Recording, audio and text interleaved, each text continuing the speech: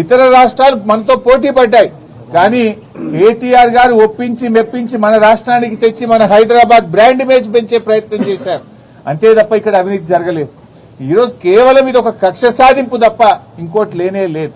Diversion politics, కక్ష సాధింపు చర్యలకు రేవంత్ రెడ్డి గారు పాల్పడతా ఉన్నారు. సరే, నువ్వు ఎన్ని రకాల ప్రయత్నాలు చేసినా మా పోరాటం ఆగదు. మా లక్ష్యం తెలంగాణ ప్రజల సంక్షేమం, మా లక్ష్యం తెలంగాణ రాష్ట్ర అభివృద్ధి, మా లక్ష్యం పోరాడి తెచ్చుకున్న తెలంగాణ. కేసీఆర్ గారు 10 ఏళ్ల కాలంలో అనేక రంగాల్లో ఈ రాష్ట్రాన్ని అగ్రభాగాన్ని నిలబెట్టారు. అది కొనసాగింపే మా లక్ష్యం. మేము అధికారంలో ఉన్నా ప్రతిపక్షంలో ఉన్నా మాది తెలంగాణ ప్రజల పక్షం. ఆ తెలంగాణ ప్రజల పక్షాన మేము నిరంతరం పోరాటం చేస్తాం. ఇవాళ రేవంత్ రెడ్డి గారు ఇలాంటి కేసులు ఇంకా కూడా పెట్టొచ్చు, కానీ మేమెవరం కూడా అధైర్యపడే ప్రశ్నే లేదు. అందరము కలిసికట్టుగా పార్టీ వీటిని ఎదుర్కొంటుంది. సో కేటీఆర్ గారు కూడా ఆయన సంపూర్ణమైన విశ్వాసంతో ఉన్నారు, మేమందరం కూడా సంపూర్ణమైన విశ్వాసంతో ఉన్నాం. ఈ కేసు కేవలం ఒక కుట్రపూరితమైన కేసు. ఇక్కడ ఎలాంటి తప్పు జరగలేదు గనక ఆయన కడిగిన ముత్యంలాగా రేపు బయటకు వస్తారు. మాకు ఆ ధైర్యం ఉంది గనక, తప్పు చేయలేదు గనక విచారణకు వెళ్తాం. మేము న్యాయస్థానాలకు సహకరిస్తాం, అధికారులకు కూడా సహకరిస్తాం. మాకు అధికారుల మీద గాని న్యాయస్థానం మీద గాని మాకు విశ్వాసం ఉంది. కేవలం రేవంత్ రెడ్డి మీద మాకు విశ్వాసం లేదు. ఆయన ముఖ్యమంత్రిగా తప్పుదో పట్టిస్తున్నాడు కనుక, ఆయన ఆలోచనలు మాకు తెలుసు కనుక, అందువల్ల ఆయన మీద మాకు విశ్వాసం లేదు. కానీ మేము చెప్పాను తప్ప వేరే ఏం లేదు. సో ఇక్కడ ఈ రోజు కోర్టులో వచ్చినటువంటిది కూడా కొంతమంది తప్పుడు ప్రచారం చేస్తున్నారు సోషల్ మీడియాలో. ఏదో శిక్ష పడ్డదనో, అసలు కేసే ఓడిపోయిందనో, ఏదో తప్పు జరిగిందనే విధంగా కొంతమంది సోషల్ మీడియాలో కొంతమంది కాంగ్రెస్ పార్టీ నాయకులు పిచ్చి కూతలు కూస్తా ఉన్నారు. ఇక్కడ చెప్పదలుచుకుంది ఏంటంటే, అసలు విచారణే ప్రారంభం కాలేదు. ఇది తప్పుడు కేసు, దీన్ని క్వాష్ చేయాలని మేము వెళ్ళాం. ఇక న్యాయస్థానం విచారణ జరగాలి అని అన్నదే తప్ప ఇక్కడ తప్పు జరిగిందనో, అవినీతి జరిగిందనో, శిక్ష వేసిందో అనే ప్రశ్నే లేదు ఇక్కడ. కానీ కొంతమంది ఏంటంటే ఏదో తప్పుడుగా సోషల్ మీడియాలో ప్రచారం చేస్తూ ఒక గోబల్స్ ను, ఒక తప్పుడు వార్తల్ని ప్రచారం చేసే ప్రయత్నం చేస్తున్నారు. అటువంటి వాళ్ళు అది మానుకుంటే మంచిదని కూడా మేము వారికి హితవు పలుకుతా ఉన్నాం. సో ఈ రోజు తప్పకుండా మేము సంపూర్ణమైన విశ్వాసంతో ఉన్నాం. ఇది ఒక తుఫైల్ కేసు. మా ఆర్ఎస్ ప్రవీణ్ చెప్పినట్టు ఇది 100% తుఫైల్ కేసు.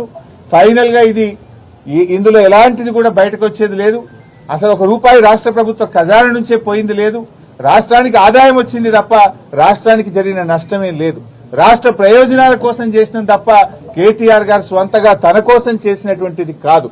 అందువల్ల మాకు ఆ విశ్వాసం ఉంది కనుక 9వ తేదీ ఆయన ఏసీబీ విచారణకు వెళ్తారు. వెళ్లి అన్ని రకాలుగా మేము సహకరిస్తాం. మేము ఫర్దర్ గా లీగల్ యాక్షన్ మీద మా న్యాయవాదులు ఇచ్చే సలహా మేరకు మేము ముందుకు వెళ్తాం.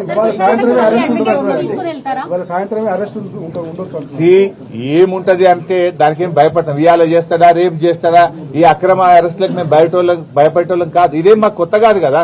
సమైక్య రాష్ట్రంలో తెలంగాణ ఉద్యమంలో ఆంధ్ర పాలకుల మీద చిచ్చర పిడుగులాగా పోరాడినటువంటి చరిత్ర బీఆర్ఎస్ పార్టీకి ఉన్నది. గతంలోనే మేము అరెస్ట్ అయినాం. తెలంగాణ కోసం పోరాటంలో కేటీఆర్ గారు అరెస్ట్ అయ్యి వరంగల్ జైల్లో పడ్డారు. మా నాయకులందరూ కూడా అరెస్ట్ అయ్యి జైళ్లలో పడ్డారు. ఏం జరిగింది? తెలంగాణ రాష్ట్రం వచ్చింది. ఈ రాష్ట్రానికి మేలు జరిగింది. ఇవాళ రేవంత్ రెడ్డి గారు మీరు అన్నట్టు ఇవాళ అరెస్ట్ చేస్తాడా, రేపు అరెస్ట్ ఆయన ఇష్టం, చేస్తే చేయని, ఇది అక్రమ అరెస్టు. మాకు న్యాయస్థానాల మీద నమ్మకం ఉంది. దానికి మేము భయపడం. తప్పకుండా లీగల్ గా ముందుకు పోతాం. 9వ తేదీ వాళ్ళు నోటీస్ ఇచ్చారు. డెఫినెట్ గా 9th నాడు కేటీఆర్ గారు మేము హాజరవుతాం. మొన్న కూడా హాజరయ్యారు కదా. 45 నిమిషాలు రోడ్డు మీద నిలబెట్టినా కూడా ఓపిగ్గా నిలబడి నేను విచారణకు వెళ్తాను అని అంటే కూడా వాళ్ళు విచారణకు లోపలికి తీసుకోకుండా రోడ్డు మీదనే ఆ లెటర్ తీసుకొని మాకు రిసీవ్డ్ కాపీ ఇచ్చారు. అడ్వకేట్ విషయంలో ఏం చేయాలి అనేది చూడాలి. గతంలో there are lot of precedences. Rahul Gandhi గారు ఈడీ ఆఫీస్కి పోతే వెంట అడ్వకేట్లు వెళ్ళలేదా? గతంలో అడ్వకేట్లు వెళ్ళలేదా? అడ్వకేట్లు వెళ్తే తప్పేంటి? సార్ అది ఎలా చేయాలి, ఏం చేయాలి అనే విషయాన్ని మా లీగల్ టీమ్ తో డిస్కస్ చేస్తాం. Whatever the legal team advises we will follow that.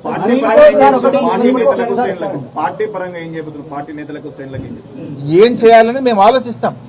మేము కూడా డెఫినెట్ గా పార్టీ ముఖ్య నాయకులందరూ కూడా ఇక్కడ సమావేశం అయి ఉన్నాం.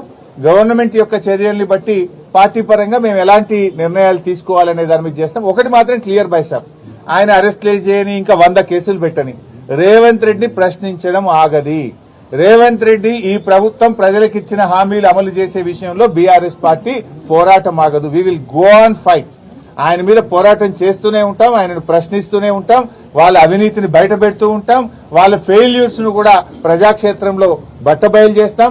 ప్రజల పక్షాన, రైతుల పక్షాన, మహిళల పక్షాన, కార్మికుల పక్షాన మా పోరాటం కొనసాగుతుంది. గ్రీన్ కోడ్ సంబంధించినటువంటి అంశాన్ని తెరపైకి తెస్తా ఉన్నారు. కిడ్స్ప్రోకో జరిగినటువంటి ఆరోపణలు కాంగ్రెస్ పార్టీ బైసాబ్ దాని మీద నిన్ననే కేటీఆర్ గారు కూడా స్పష్టంగా చెప్పారు.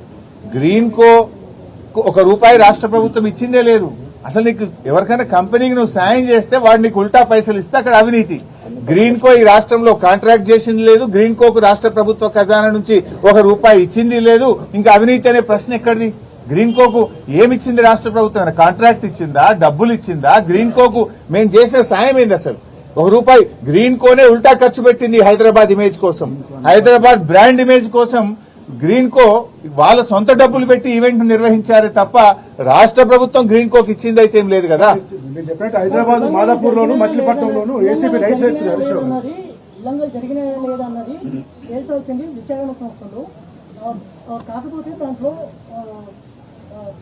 కావాలని మీరు వైసాబ్ విచారణ జరగడానికి వెళ్ళింది కదా కేటీఆర్ గారు. ఏసీబీ నోటీస్ ఇస్తే మేము ఎక్స్టెన్షన్ ఇస్తాము